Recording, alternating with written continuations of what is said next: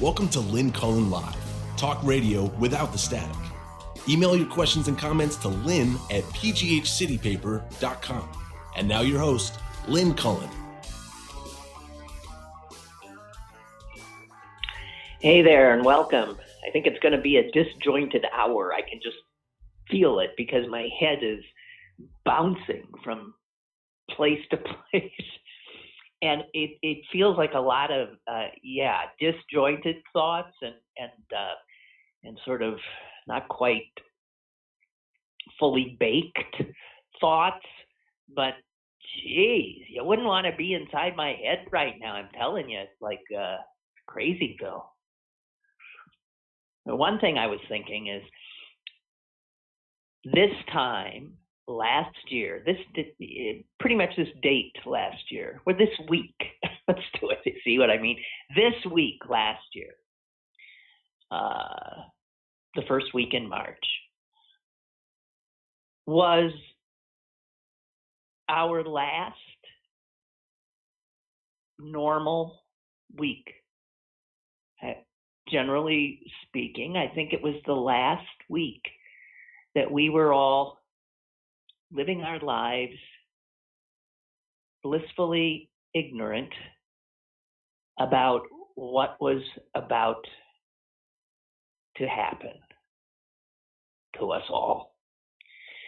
Now, I can remember pretty clearly, I actually pulled out my little calendar from a year ago, and I was not in Pittsburgh that first week in March. I was visiting my mother in Palm Springs, where she and Susan had dispatched themselves to get out of the winter.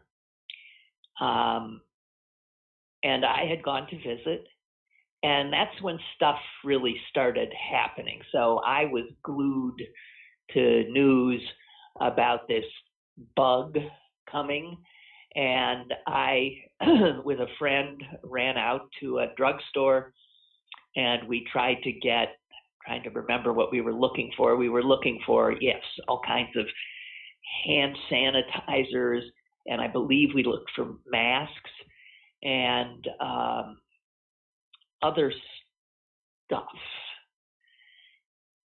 And it was all gone. We couldn't find a thing. And went to another one, and it was all gone. So it was there's already a run on certain items occurring as people feared we were heading into something unimaginable. And at the end of the week, my friend and I flew back to Pittsburgh, and we were very nervous about getting on the plane. Again, this was before masks. I was embarrassed, but I wanted a mask. I thought, I'll wear one. I don't care. We got on the plane, and nobody was masked. We had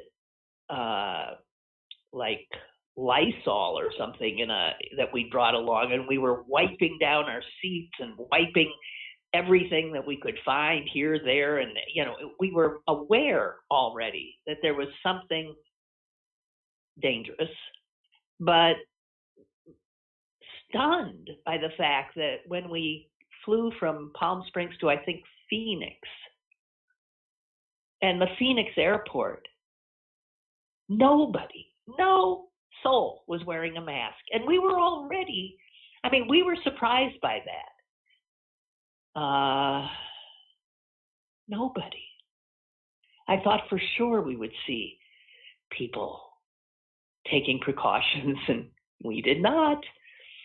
When I kissed my mom goodbye at the airport, I remember holding her tighter than normal and fearing that I might not see her again.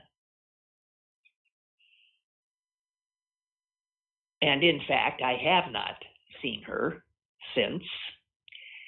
it is the longest period in my already long life that I have not seen my mom. And because she is so old, it is particularly, unsettling. So I, by the way, intend to see my mom next month. And I am going to drive. Me and the dog are going to make that long drive across the interminable state of Ohio into Indiana, around Lake Michigan, and up through Milwaukee and to Green Bay. It's a long, long, long drive, but my mom is on the other end. And I'm going to hug her again real tight. But it's been a year, guys. It's been a year.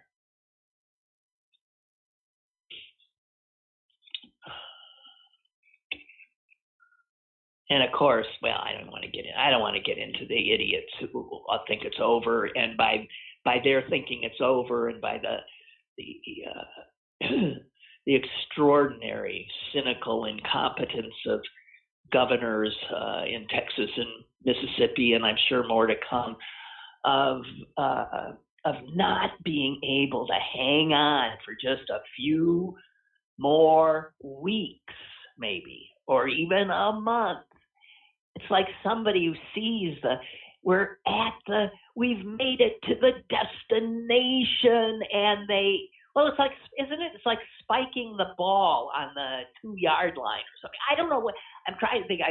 Sportsmen, it's absurd. And what they could do, of course, with their ignorance and arrogance is prolong this. Give the virus even more chance to figure out how to get some more of us, how to mutate here and there. I just don't get it. Oh, well. Here's something else I don't get. There are so many things I don't get, and I guess this is why I'm in this kind of a state today.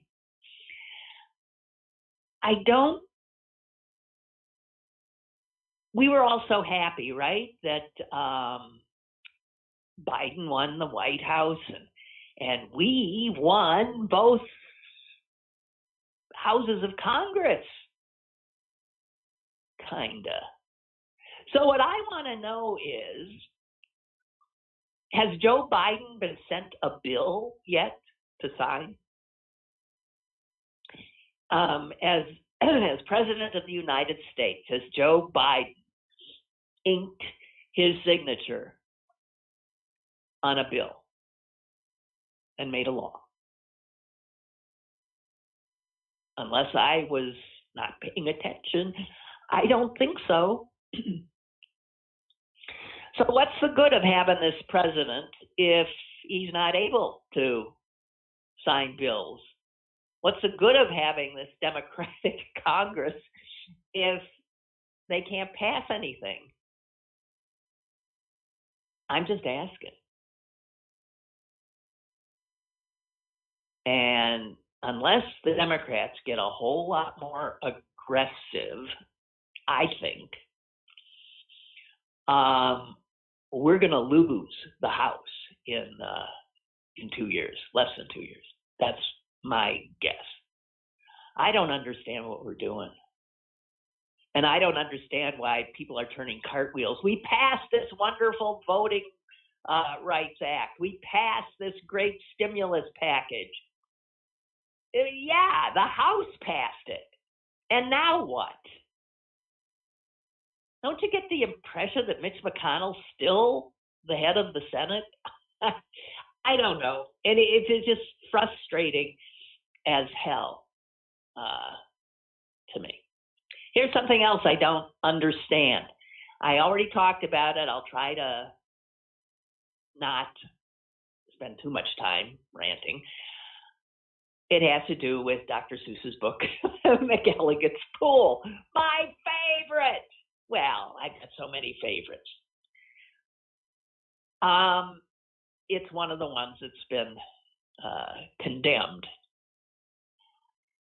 I've read it now twice. I've shown what I think might be the potential offenses in the book to two people I encountered yesterday, both of whom happen to be gay, by the way. And I think the problem is a gay thing. I showed them, both of them didn't think so. They said, that's not gay. Well, maybe, but I mean, that's not what I would have thought. I said, I know. Well, do you think it could be these Eskimo fish? I show them the Eskimo fish. What's wrong with the Eskimo fish? I said, well, their eyes look a little different, or maybe it's even calling them an Eskimo instead of a native. What the hell? I said, I don't know. And I've gone through it again just this morning.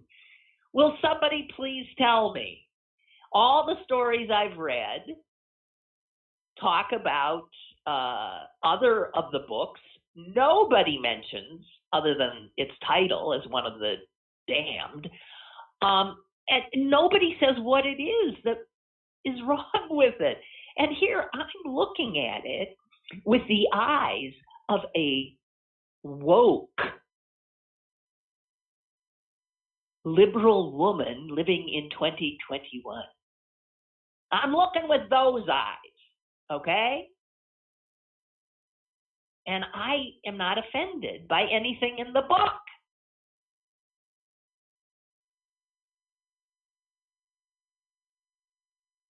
You know, I've never been fond of this hypersensitivity on the left. I'm not fond of it for many reasons, but I'm especially not fond of it now because it is a constant gift to those who I think will destroy our democracy if given enough time and power. I just don't understand the ultra sensitivity that people live with now. Sometimes, you know, when you're talking to somebody, you can see them pause a lot. They're afraid that they're going to say something, you know, that they're not supposed to. I don't want to live in that world.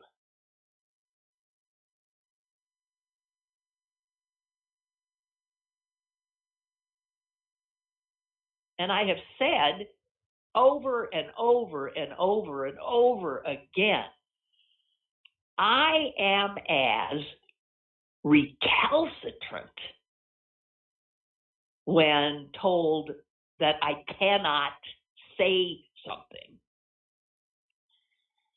I am as recalcitrant in my response to that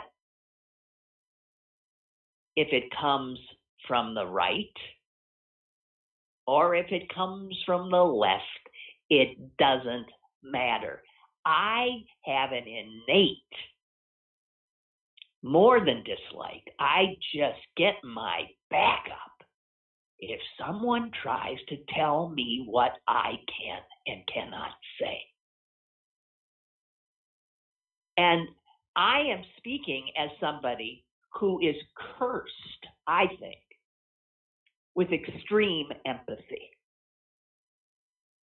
So that I never want to offend people. I don't.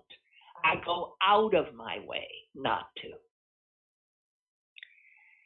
And I have learned to alter my speech in certain ways that make perfect sense to me.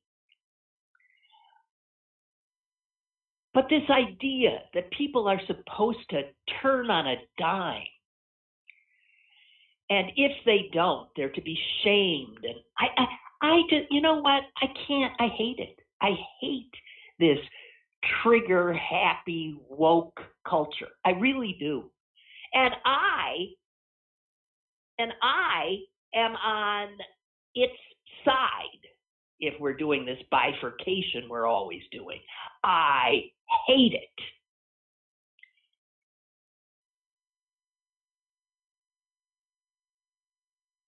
So when the guys on Fox News and the Republicans go wild with this stuff,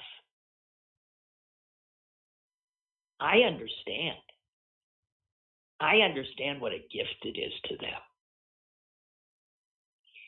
Because it comes with all of that sense of moral superiority that our side traffics in.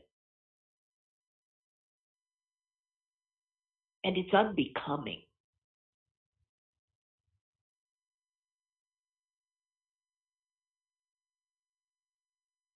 It's really unbecoming. I don't know, where is there a place where people of good intent where is there a place for them? Where is a place for mistakes to be made now? Where is that area where people once found to have erred, to have hurt someone? Where is the place now where they're able to see it, acknowledge it, and move on? Because now what we do to people is we label them, we crush them, and we toss them out. And again, I don't care if that kind of, I will not call it cancel culture, but if that kind of, to me, it just feels jackbooted. I don't like anyone trying to control me, I guess is what it amounts to. And it makes our side not particularly likable. It makes us people who scare people, who people are uncomfortable talking to lest they say something incorrect. I don't know. I'm no fan of the whole woke thing, even though there's many aspects of it which I find wonderful, commendable. And maybe you have to go overboard to get something to stick, but it creates a backlash.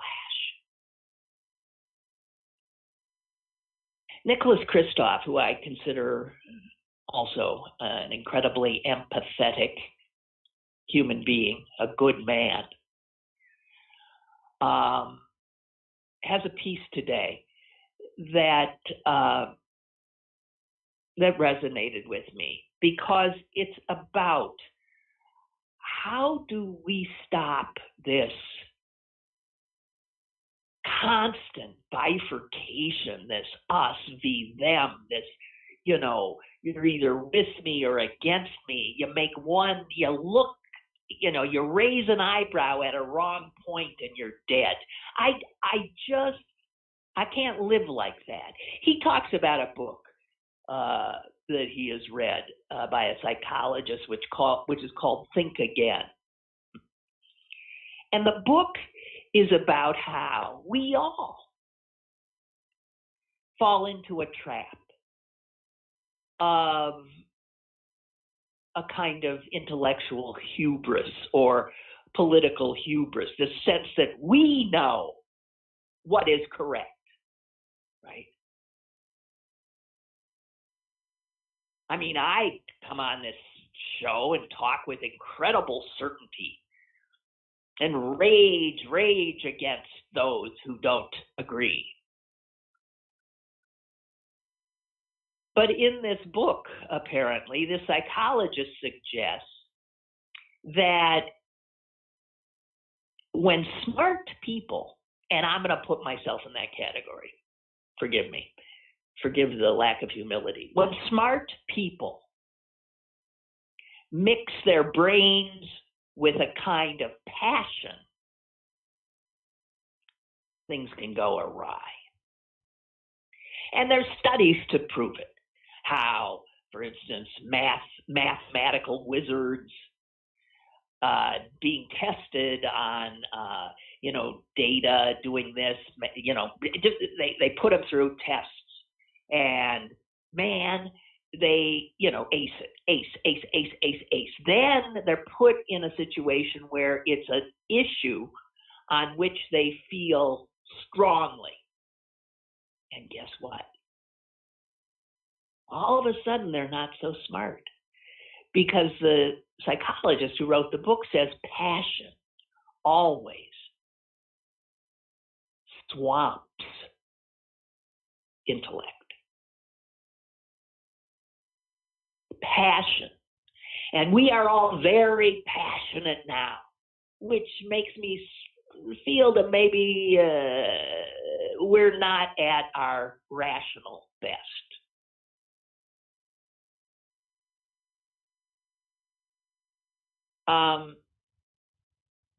Kristof points out that studies further show, and this will come as no surprise to the women in the audience, that American men are particularly vulnerable to this kind of intellectual arrogance. I remember the study that is referenced here. There was a study of teenagers all around the world, and they were asked to rate their expertise, their mastery of 16 different areas of math.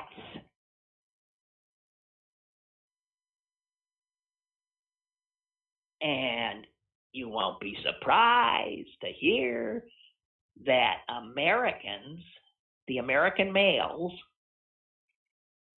gave themselves just extraordinarily high marks. And it wasn't just American males, it was disproportionately affluent American males, the most privileged of the privileged, who just think they're God's gift. And here's the funny part of it.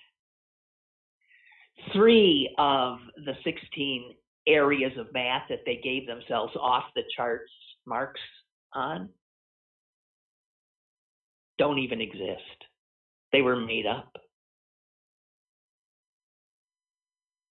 Subjunctive scaling was one of them.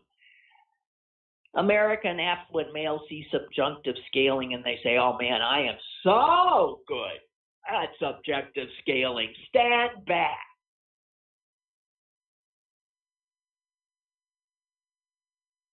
Nicholas Kristof, when writing this, says parenthetically, I sense women and oversee readers of this column are nodding sagely to themselves at this point.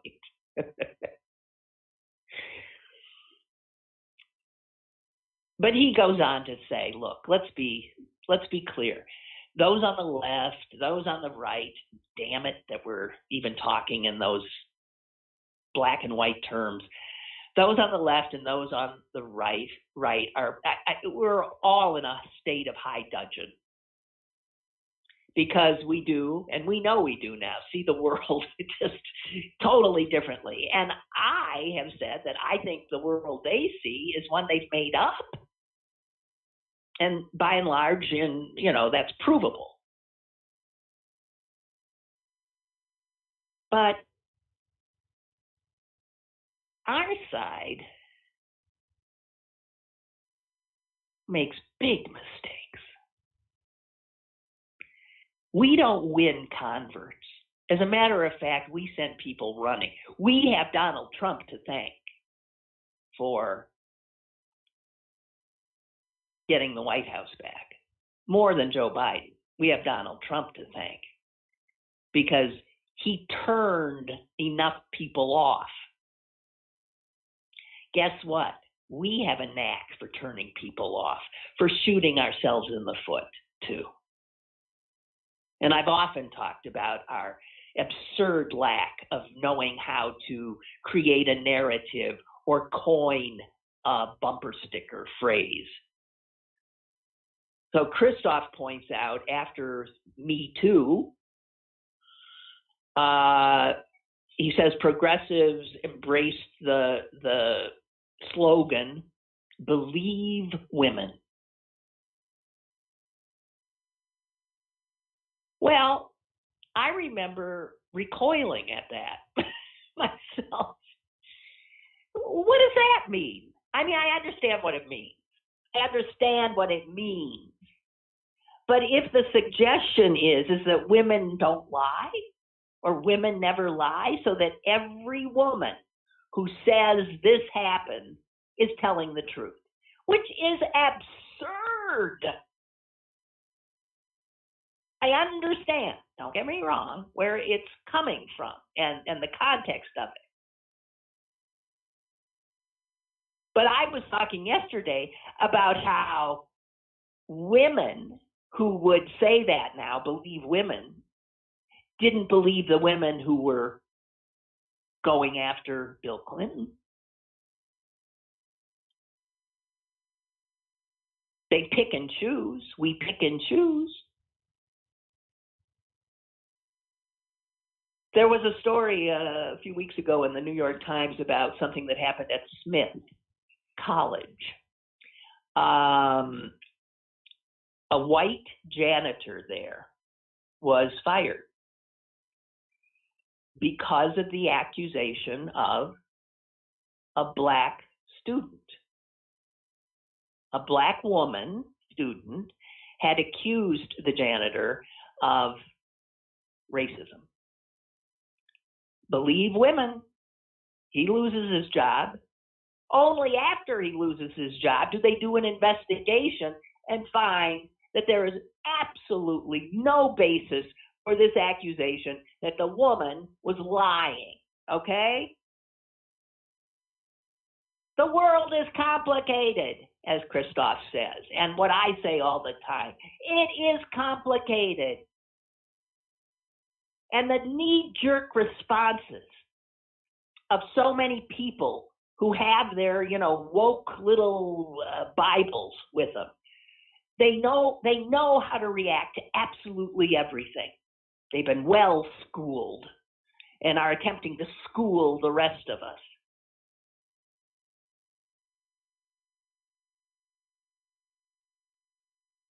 Kristof says, we need to, get a handle on this. Because if Democrats want Joe Biden to sign some bills, if we want to get things done, we need to continue to win over undecided voters, middle ground people in swing states. And he says there is evidence that our constant preaching, condescending preaching from our moral high ground alienates those very middle, moderate voters that we need. And he says it's quite clear that Joe Biden gets this more than many members of his party. As Kristof puts it, Biden gets that every time Democrats brandish their wokeness and wag fingers or call people bigots, all they do is create more Republicans. They don't change anybody's mind. Why is the biggest force on the other side owning us, getting our goats? It must be so much fun for them because we're so easy. Hair trigger sensitivities. And again, for me, who is at heart an empath, to be making fun of this suggests to me, in all my intellectual arrogance, that it has gone way too far. And it is not helpful to our side. It is hurting us.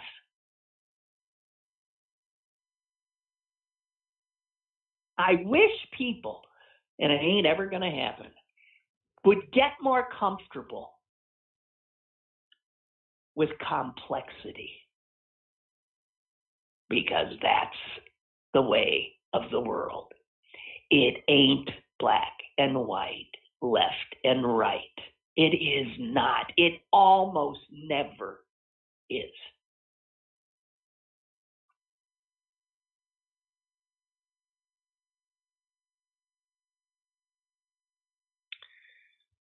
All right, let me get to your emails here and see what was what.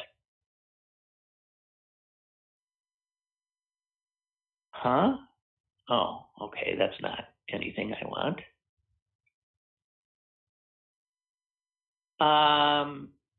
Aaron says, do you remember when you found that weird box of survival items called the Ark? Oh my God, yeah. I'll never forget you telling that story back at the beginning of the pandemic. It really made me chuckle. Such an odd name and content. What was in that thing? I do remember there was a mask. It was a high quality, like, gas mask of some sort. And everything else in there was something that is long gone. There was food, right? There was some kind of, it was for, yeah, it was like a prepper kit. Oh, God. Yeah, I threw it out. Milton writes, is it not possible that the Seuss Foundation and the publisher are taking advantage of the current uproar to simply cease publication of the least popular titles? Well, that may be, but they don't have to keep publishing them, right? I mean, the one I've got here is, I wish the dust jacket were not ripped. This is from watching Antiques Roadshow, because it really looks like a first generation. It's 1947.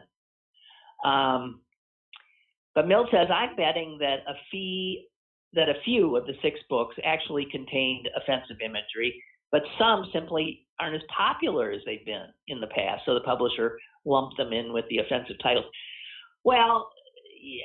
Well, how could they think? How? It's my favorite. This is why I'm always an outlier. McElligot's Pool. Look it up. Tell me what's wrong with it. Makes me nuts. And there is no doubt that if you look up Dr. Seuss racist imagery, you're going to find a ton of it. And it all is from the 30s and 40s, pretty much, right? Right? And oh God, what was I? I'm sorry. That was like a brain glitch. I was wanting to say something else and it escaped. Whatever.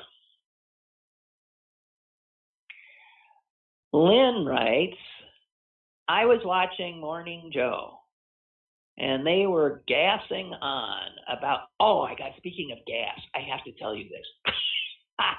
So when I went to the surgeon on Monday, they took an x-ray to see how the flying buttresses and stuff in my back were holding up. And it is an amazing thing. It really is. Looks astonishing what's stuck inside me now. And I'm looking at the general image and, looking at I see a rib, I see my vertebrae.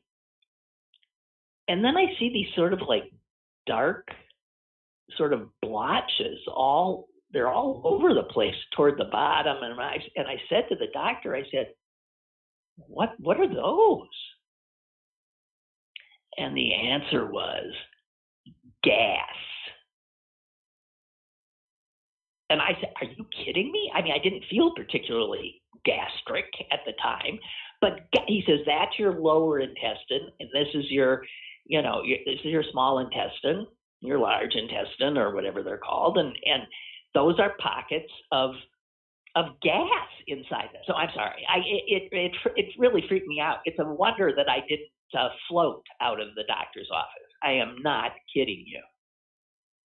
Anyway, back to Lynn. I was watching Morning Joe, and they were gassing on about the national debt. It's $27 trillion. Who gives a damn? It's $27 trillion, I think.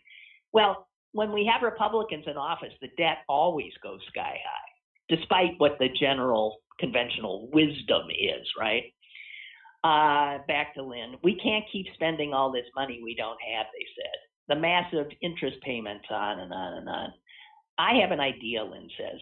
We can collect some taxes. Excuse me for screaming in your ear, but I so agree with this. We can collect some taxes from the gazillionaires who sashay around on our dime.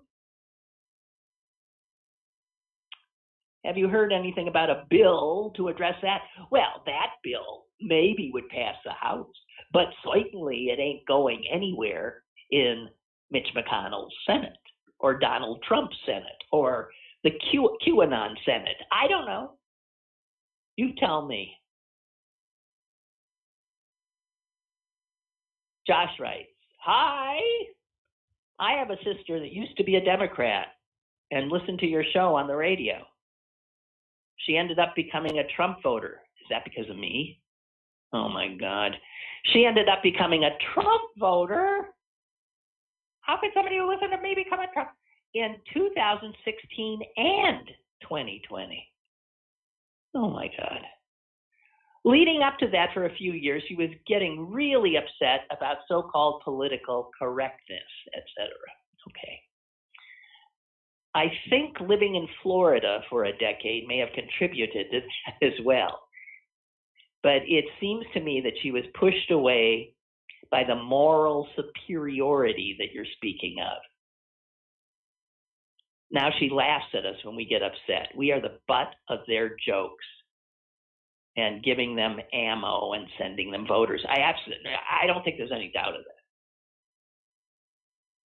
You don't make any friends condescending to people, talking down to them. And I hear it in myself on occasion.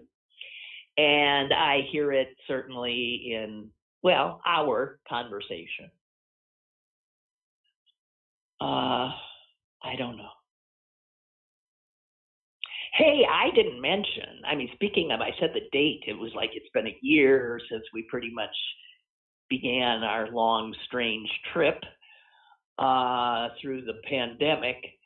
But it's March 4th, which, as you know, is a date that some of the people that I still think we can totally look down our noses at, which would be QAnon adherents,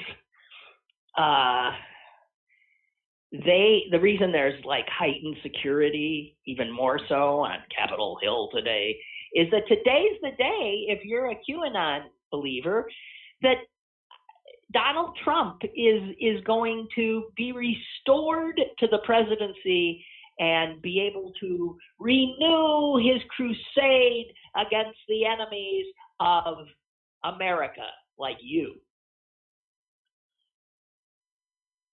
Now, I don't have I don't have CNN on, but I'm sure my Twitter will light up if, in fact, this occurs. I just wanted to point that out. How can people be so gullible and malleable? Hey, so yesterday we were ragging on UPMC, and even the Post-Gazette editorial board was jumping all over them. Guess what comes into my email box in the afternoon? A very carefully and quickly put together press release from UPMC in which they say, after a number of caveats and covering their behinds, that they are going to set up a clinic.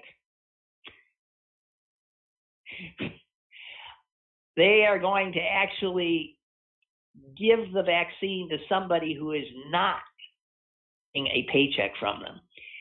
So somebody there said, we're starting here.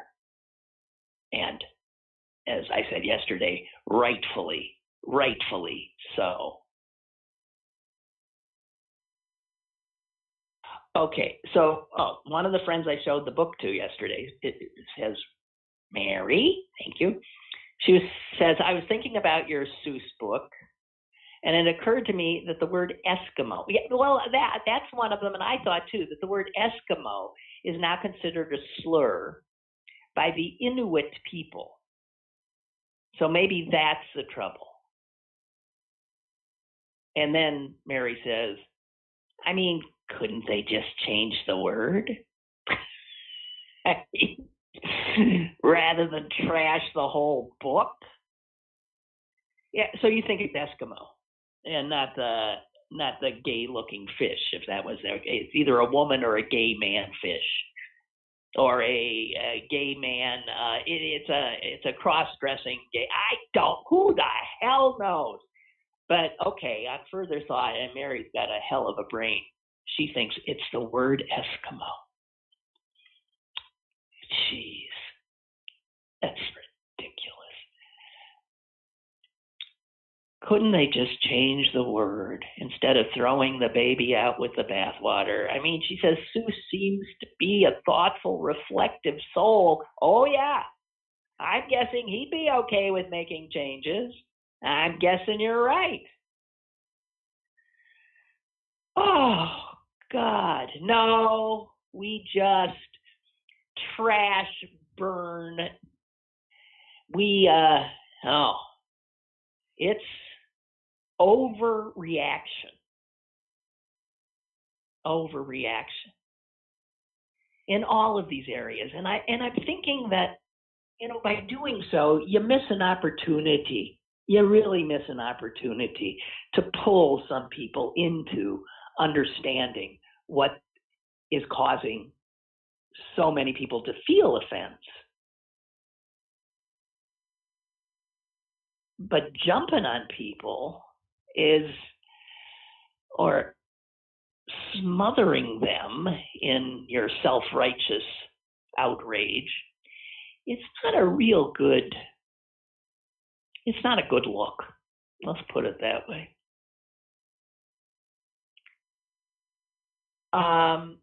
So the New York Times reports how, unfortunately, a whole bunch of Americans, and actually someone said this to me yesterday, I hope I don't get the Johnson & Johnson vaccine. And it's not thinking clearly. It's just not being, I'll give you David Leonhardt. The fear that somehow the J&J vaccine isn't as good stems from all the headlines, which say that it is 72% effective compared with 94 and 95 for Moderna and Pfizer. Yeah, well, who the hell wouldn't want the 94 or 95? But here's why that is not the most important measure. And that is whether the vaccine you're given prevents you from becoming seriously ill from this virus. If that is the way you look at it, the Johnson & Johnson vaccine is every bit as effective as the other two, because all three work for nearly 100% of people.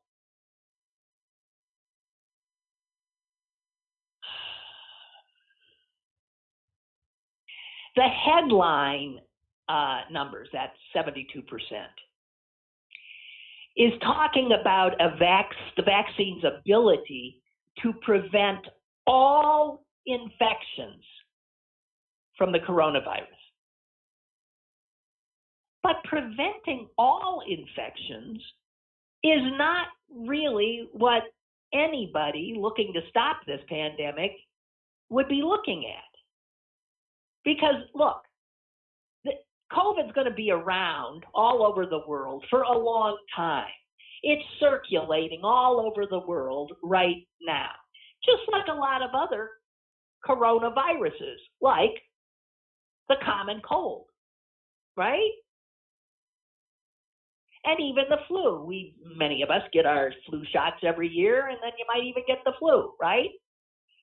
But that's because those shots are always shots in the dark in many ways, because they're not sure which flu is going to be coming out every year. The trouble with this coronavirus is its lethality, that it kills. It has killed 15 times as many Americans as died from the flu in an average flu season. So, remember initially when Trump was saying, it's like the flu. No, it's not. It's 15 times deadlier. So what these vaccines do, J&J, Johnson & Johnson, they turn this virus into something like a mild flu case, if you do still get it, or, like a common cold. In all the research trials that were done using all three, not a single soul died, and in fact, none were hospitalized.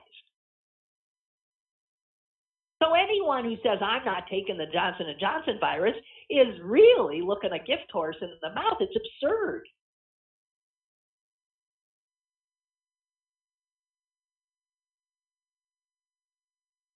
And Johnson & Johnson actually did its trial when a lot of these variants were already out and about. So it had a tougher testing than did the first two.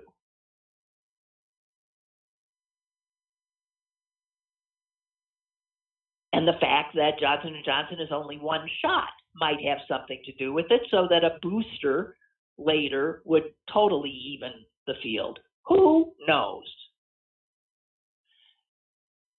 The bottom line is that a single Johnson & Johnson shot or the two shots of Moderna or Pfizer are all going to do the same thing, which is keep people out of the hospital, keep them from dying from this. None of them guarantee that you won't get a mild case. The number that you should care about, and this is where the media lets people down and causes this unnecessary concern. One epidemiologist says the number that people need to care about is, what are the chances I'm going to get this thing and get really sick or die?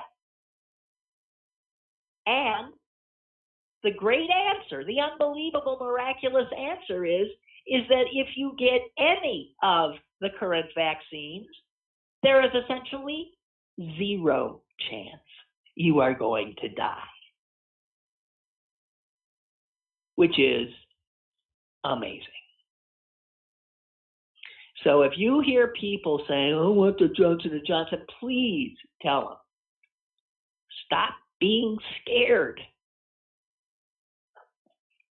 It's good. It's a good.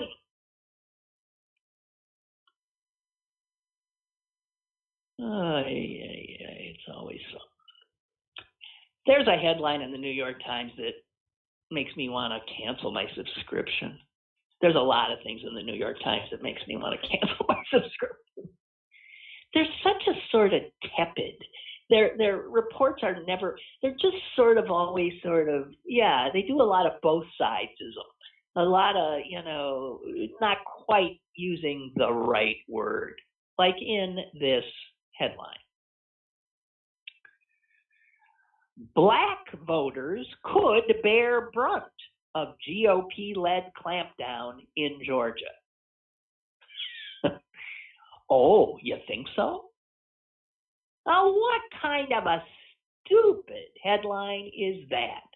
Black voters could bear the brunt of the GOP's efforts to clamp down on non-existent voter fraud in Georgia? Hello? That is the purpose. This is targeting black voters. It's what all of these efforts that Republicans are so masterful at, because they're not masterful at governing, but they're better than their record, suggests when it comes to winning voters over. And one of the ways they do it is by keeping some voters away from the polls. And they go after black voters. So for a publication like the New York Times to say black voters could bear brunt of the GOP. I mean, come on. That is one lousy, stupid headline. Just saying. Henry writes, Lynn, my daughter, age 26 and a teacher, raised this issue with me regarding Dr. Seuss. You need to understand that she is full of passion for her field. Well, actually, she's full of passion for everything, says Henry. And the upshot is, he says, I defended Dr. Seuss and now I'm a racist. Oh, jeez. Listen, that's the other thing. When we're young, 26 is young. When we're young, we're always more certain than we should be. And I think less forgiving. I only am thinking of myself. And I wince sometimes when I think of how I spoke to my father on these issues of the day, and how I just discounted everything he said. And I told him what was what. And how that sweet man didn't just want to scream. And he didn't very often. Back to Henry's daughter. She then brought up the current kerfuffle with Chris Harrison from The Bachelor. See, I don't even know this stuff. She made me watch the interview that got him in trouble and canceled. And I didn't see any problem with what he said. Oh, Henry, what are we going to do with you? My daughter said, it's not what he said. It's what he didn't say. So Henry says, so now I'm a racist again. Then we got into a discussion, he says, about the latest Taylor Swift commotion. Again, I don't know. And that ended up with me being anti-woman. Oh, poor Henry. Someone hug Henry if you're fully vaccinated. Henry's final words in his own defense before he's drawn and quartered in the public square is, I am not a racist nor anti-woman. I raised two wonderful daughters. Issues are not always black and white, she seems to think. My point here is that please, everyone, take a breath. I called her a young whippersnapper. Oh, well, and then I realized I really am a boomer. No, whippersnapper is something that boomers' parents said. That's not really a boomerism. A whippersnapper? That was something my grandmother said. Look, when I was thinking earlier this morning about the wokeness and Dr. Seuss and all this stuff, and let's be clear, there are things that there are pictures that Dr. Seuss drew that are absolutely, without a doubt, racist. On the other hand, somebody said, well, look at this. Here he's drawing of someone who's Asian, and look at the eyes are just a single line, a diagonal slanted line, and that's supposed to be racist. If you're drawing in a very sort of simple, cartoonish way, I mean, what? I'm sorry, but there are the eyes of many Asians, most are on a slant. Jesus.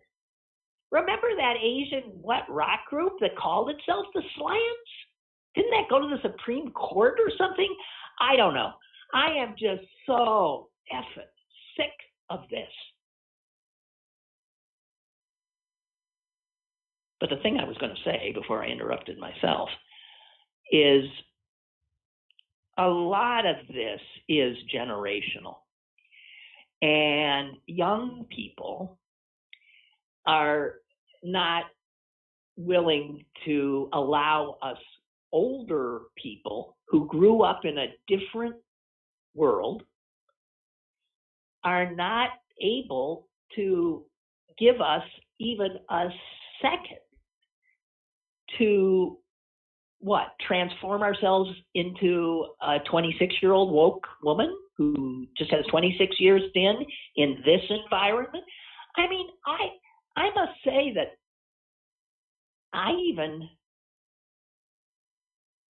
some of what they're on Cuomo about, again, this is because of my experience, my whole working life. I did not work in a woke period. I did not work in a period in which there was even a term sexual harassment. The concept didn't exist. So forgive me, please, you young guys, if some of what I hear young women and young men screaming and squawking about like it's the worst crime ever, someone putting a hand on your shoulder. To me, forgive me, it's laughable. Those of us, the women to men, men to women, I stick my hands on people all the time. And I have noticed a few occasions where I stuck my hand on a younger person and I see them sort of wince as if I had attacked them. And all I meant was to connect. I don't want to live in their world. They think they're making a better world. I don't want to live in a world in which I have to negotiate with somebody before I stick my hand on their shoulder or give them a little, playful punch. Or I just can't.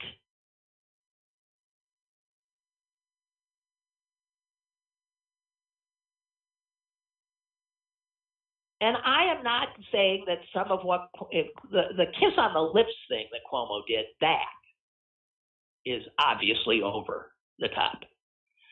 Sticking your hand on someone's back, and it was her bare back because her dress bared her back.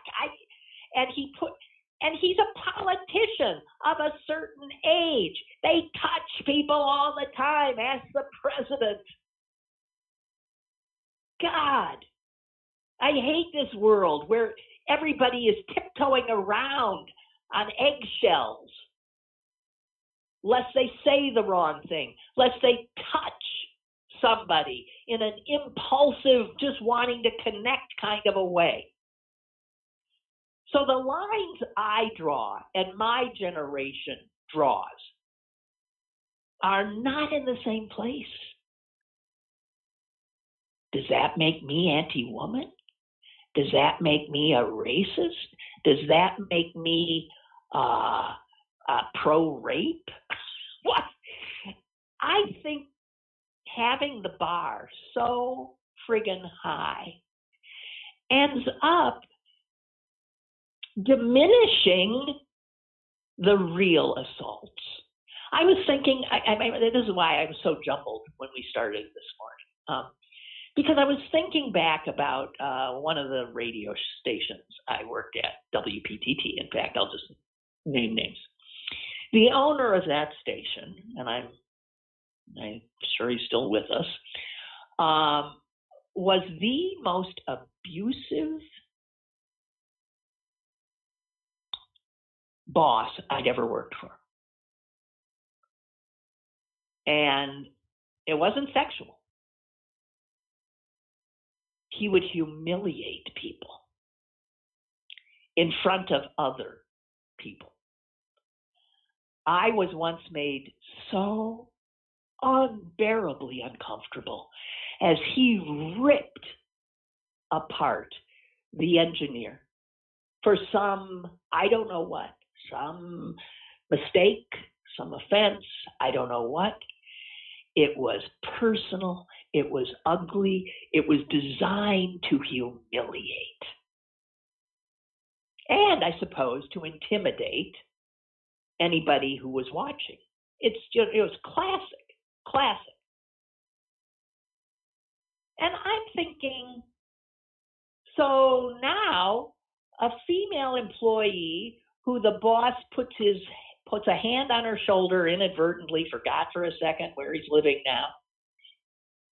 She can raise holy hell and even cost the guy a job when a guy, or even I think a guy, like the poor engineer, who is assaulted, verbally assaulted and humiliated, that doesn't rise to a crime. It doesn't. What's the crime? There is no crime of being a bully and a boss who's a bully and humiliates people and rules by terror and intimidation. Now, in a woke culture, to me, that should be every bit as egregious as a boss's hand on your back. I think more. And so there's a kind of, it just strikes me as lunacy of something meaningful and good. The Me Too movement, powerful, meaningful, good. And it always somehow is taken too far by the folks incapable of knowing when you've won and when to stop and how not to harm the very cause that you're fighting for by overreaching.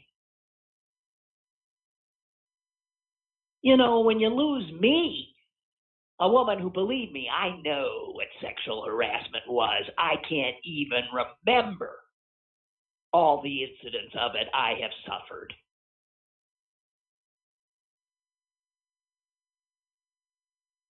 When I am somehow the enemy, then we got a problem.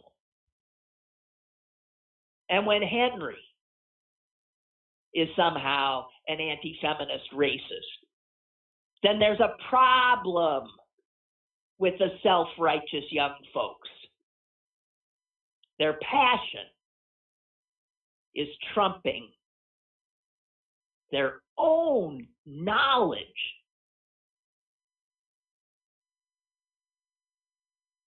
and humanity. Well, dang it, my time's up. I didn't get into voting rights, which is what I really wanted to talk about. And I really wanted to talk about, that DC National Guard commander's testimony yesterday, which was mind-blowing. And I didn't get around to it. Because I told you, I was in a jumble. It just flat out jumble. All right. You couldn't say Inuit. We didn't know what an Inuit was. He said Eskimo, and now I'm looking at a banned book. Shit. All right, guys, that's it for me. I'm done. I'll see you Monday. Okay? Have a great 3 days. Bye.